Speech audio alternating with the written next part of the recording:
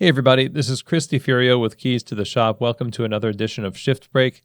Today's episode is brought to you by the Ground Control Cyclops Brewer from Bothe Coffee, the brewer that's changing the game, raising the game for your batch brew coffee, and really changing what you can get from your coffee, because this machine can unlock flavors like you never thought possible. And especially now when most of our drinks are still to go, the quality of the beverage matters more than ever, and it creates a distinction between you and the others out there. The Ground Control allows you to consistently brew beautiful batch brew coffee, cold brew, tea, cocoa, and concentrates, all from a single machine, anywhere to large batch sizes to single sizes. It's an amazingly versatile machine, a really stunning piece of equipment to look at, and on top of all that, it really delivers above and beyond what you would expect from a batch brewer. So if you want to get the most out of your coffee, give your customers the best quality experience possible, then I would highly recommend you get a Ground Control Cyclops brewer from Bothe Coffee. Go find out more information about this amazing piece of equipment over at vogacoffee.com. That's VOGA coffee.com. This episode of Shift Break is also brought to you by BARATZA. BARATZA designs precision burr grinders with a small footprint that work perfectly for home or commercial settings. They've built a solid reputation for manufacturing innovative grinders that meet the evolving demands of this ever-changing coffee industry that we call home. And their grinders support in a really extensive range of brewing methods, from espresso to French press or anywhere in between. Their commitment is to make their customers feel cared for. It's central to everything that they do, and you can really tell when you use their equipment, they build it with you in mind. It's so easy to use, performs like a dream, and the quality of their service for their customers is second to none. You get some of the most incredible support from a team of people who genuinely care about you, the end user. And, your customers are looking for great ways to brew coffee at home. Getting a BARATZA grinder on your shelf to sell your customers is a really great idea. Getting one for yourself and just using one to brew your coffee is a great idea. So I highly recommend BARATZA grinders. I've been using them for quite a long time and couldn't recommend them highly enough. So go to their website, find out more, get these in your store over at BARATZA.com. Okay, everyone. Well, today I wanted to talk to you about getting the right people in the right positions and giving yourself the space necessary to make good decisions in the midst of what I think is still a crisis. We're coming out of it a little bit.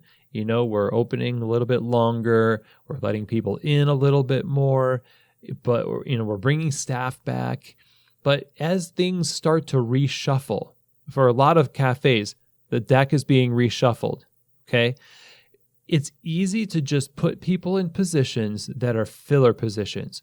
Like, musical chairs is a great example for, when you're doing musical chairs, wherever you happen to be standing when the music stops, you just jump right into that chair. It doesn't matter if it's the right fit for you, you just jump in. And it's perfect analogy because, with COVID, there's only so many seats, and some people are going to be left out.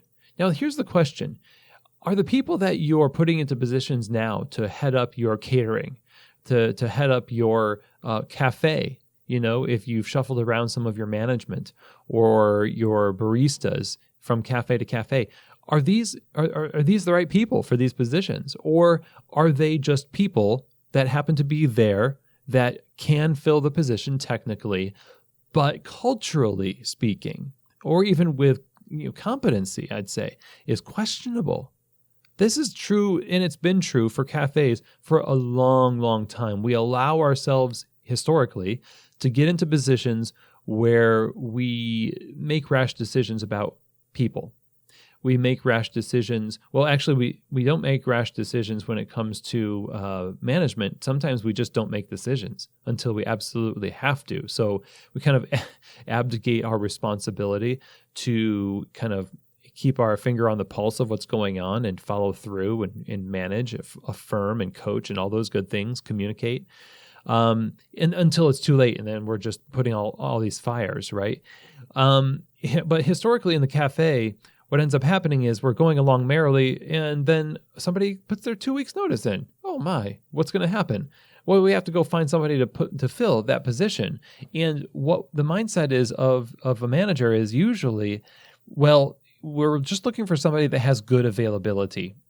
Culture, the cultural fit, and the capability of this person, or even their potential, as demonstrated by their personality and their mentality towards work and coffee, etc., is a secondary thought, not the primary one. It has to just work on paper, and usually that's good enough for a manager or even an owner. And they put that person in, and you know what happens? A lot of bad decisions about people are made. Not bad people. People are not bad or good in this case. It's just, are they the right fit for the cafe? That's the question. And so what happens is I end up talking to a group at Coffee Fest, and I ask them to raise their hands if there's someone in their cafe right now that they're really worried about whether they're going to actually, do well with the customers, and they've kind of always had an issue with this barista, and everyone has that person. They kind of regret hiring them, but they hired them because, gosh, they just needed somebody to fill that position. So here we are back again. We've had no business for quite a long time, and we've got the ability to put our businesses into a position for success into the future. And the people that we choose to head up programs, to be managers of cafes, to be baristas, etc., it so matters. How you put your foot forward now after all of this is really, I've said it before on the show, it's going to determine how people view your brand. You really need to raise the game for how you set these expectations of yourself and of your staff. And it starts with slowing down long enough to get the right people in the right positions. And if you have to put people in positions that may not be right in the moment, communicate that to them and say, this is not permanent. This is just temporary. You can say those words. If you don't have the presence of mind to say that, or even to just, get the right people in those positions, or right as you possibly can, I guess, because we are limited. What'll happen is that you're going to get busy. And then a year from now, you're going to find that same person is managing, but they're not doing a very good job. Or you're going to find that barista that you're like, man, they had really good availability, and that's not their usual cafe, but we needed somebody there because the business needed it. And we just put them there, and that's right, they're still working there, and it doesn't look like it's going very good. You kind of lift your head up from your administrative work to see, some of the fires that have sprung up from rash and hasty decisions under pressure. And this is the ultimate pressure cooker. If there's any time that we want to tie up loose ends, it's right now.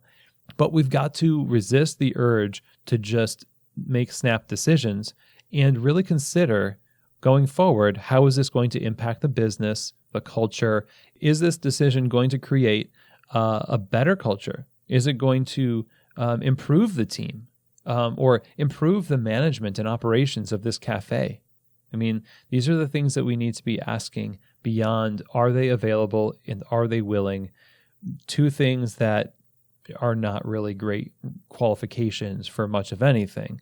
And so for you right now, I'd say do what you can to forecast what your decisions mean for the future. Make them with a sober mind so that you don't end up with the same regrets that you've had in the past. Raise your standard. You can have the best systems, you can have the best operations and spreadsheets and menu and coffee and all that stuff. If you got the wrong people, it can create the wrong culture, and that just makes everything go to pot. And so I really hope that this episode was helpful for you.